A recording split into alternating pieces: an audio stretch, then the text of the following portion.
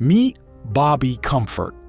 He was the man who helped steal $3 million in 1972. That amount equals around $28 million in today's value. The money came from some of the wealthiest guests at one of New York's most luxurious hotels. This crime would later be known as the Pierre Hotel Heist. It was a robbery so smooth and professional that it left no physical evidence and very few leads. The heist happened on January 2, 1972. This was just hours after New Year's celebrations had ended. At around 3:50 in the morning, a black Cadillac limousine pulled up to the side entrance of the Pierre Hotel on East 61st Street. One of the men stayed behind. He was dressed in a chauffeur's uniform and calmly waited with the limo. Meanwhile, Bobby Comfort and several others walked inside. They claimed to be from Dr. Foster's party, a fake reservation they had set up in advance. In fact, Bobby had already checked into the hotel under the alias Dr. Foster before the heist. He used that identity to make the setup look legitimate. The hotel guard at the entrance called the front desk to confirm the name. Since Dr. Foster was listed in the hotel registry, the guard opened the door without hesitation. But instead of checking in, Bobby and his men pulled out guns. They said calmly, "This is a robbery." Within minutes, they had locked down the hotel's lobby. There were about 19 people inside at the time, most of them hotel employees working the night shift. The robbers quickly and quietly handcuffed everyone. They laid them on the floor and assured them that no one would be harmed if they stayed calm. They addressed the staff politely. They called them sir and ma'am. Bobby Comfort had a reputation for being a smooth talker. He made it clear that violence wasn't part of the plan. One of the hotel guests reportedly suffered a heart attack during the robbery. The robbers called emergency medical services to ensure the guest received care. They weren't going to risk a murder charge. This was strictly business. To ease the tension even more, Bobby served coffee and snacks to the hostages. He and his team kept reminding everyone that no one would be hurt, as long as they remained calm. Their main target wasn't the cash register or the guest rooms. It was the hotel vault. Contrary to popular myths, the robbers never entered guest suites like Room 341 or Room 751. They focused entirely on the safety deposit boxes inside the vault. By 4 a.m., the robbers had full control of the ground floor. Bobby ordered the hotel clerks to provide access to the safety deposit box area. There were 208 boxes stored there, but they didn't open all of them.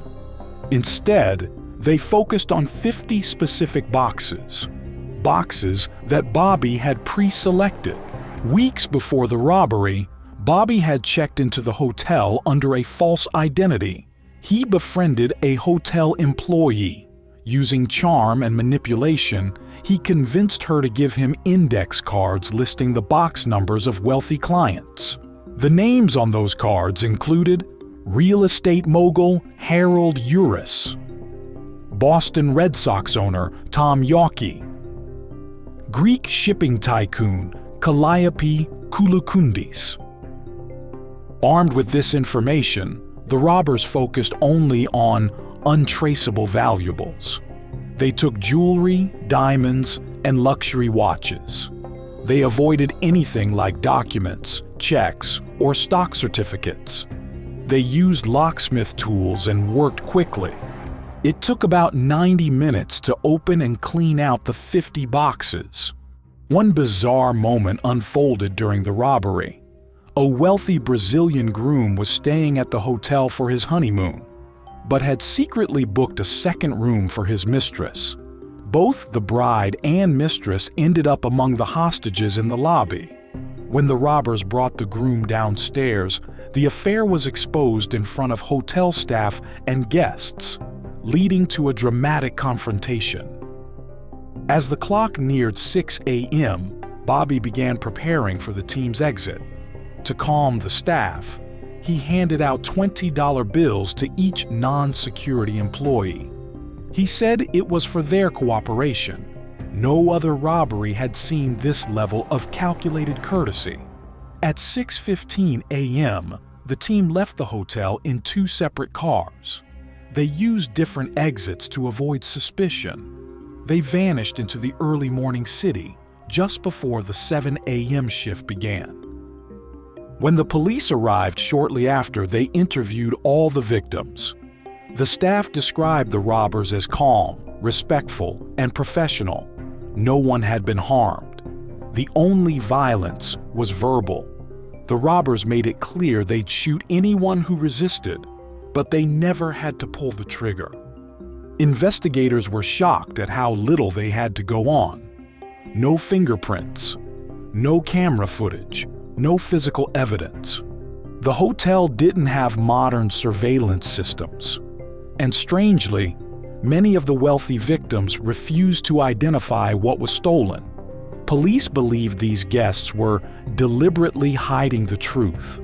They were afraid that if they reported their stolen valuables, the IRS would find out they were storing untaxed wealth. Because of this, investigators had no itemized list of what was missing. In the end, the team had pulled off the perfect heist. They had gotten away with the equivalent of $28 million in today's value. No one had even been arrested. Years later, one of the robbers finally told the full story.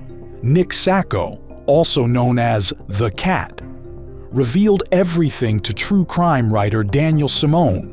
He explained that the crew had been planning the heist for over a year. The leaders were Sammy Nalo and Bobby Comfort. Sammy was a known mob associate. Bobby was a professional thief with ties to multiple crews. The two masterminds gathered their team in late 1971, just days before the New Year's Eve celebration at the Pierre Hotel. They met at a nightclub and went over the final plan.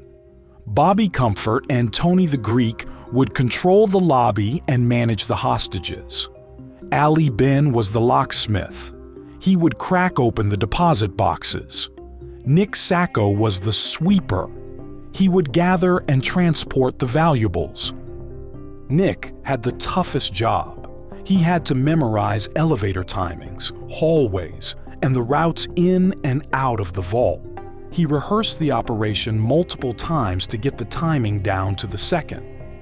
Other members included Al Green, who was the chauffeur, Val Viconti, Robert Germain, Donald Francos.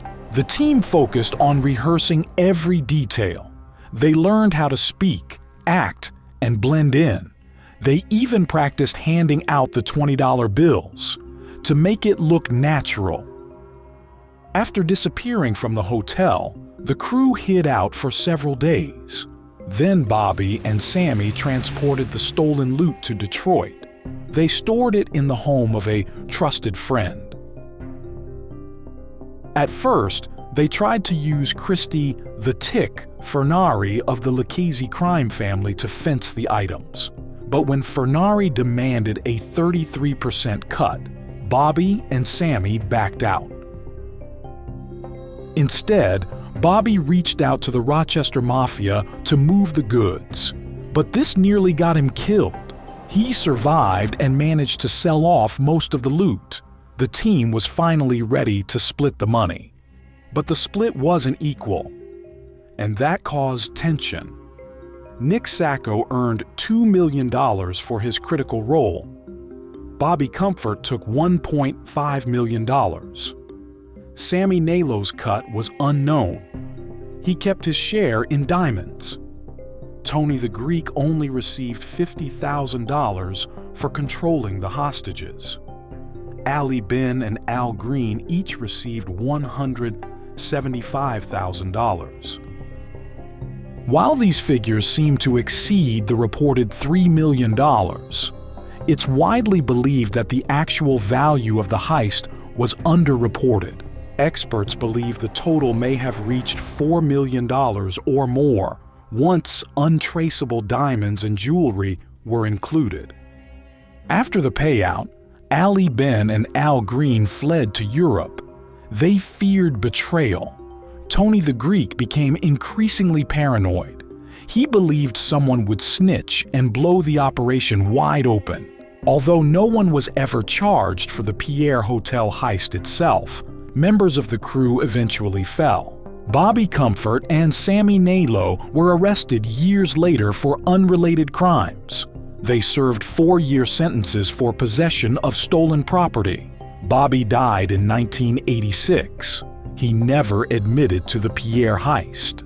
Nick Sacco became a federal informant. He helped investigators crack down on violent mafia crimes. He entered the Witness Protection Program. In 1981, nearly a decade after the heist, Tony the Greek murdered Ali Ben and Al Green. He suspected they might turn on the crew. He was later convicted and sentenced to life in prison. In prison interviews, Tony said he struggled with paranoia and anger. He feared the statute of limitations hadn't expired. He believed his former teammates might betray him. But despite all of this, Tony never revealed the full identities of everyone involved in the Pierre Hotel heist. The mystery stayed intact. No one was ever convicted for the actual robbery, and most of the $3 million in stolen wealth was never recovered.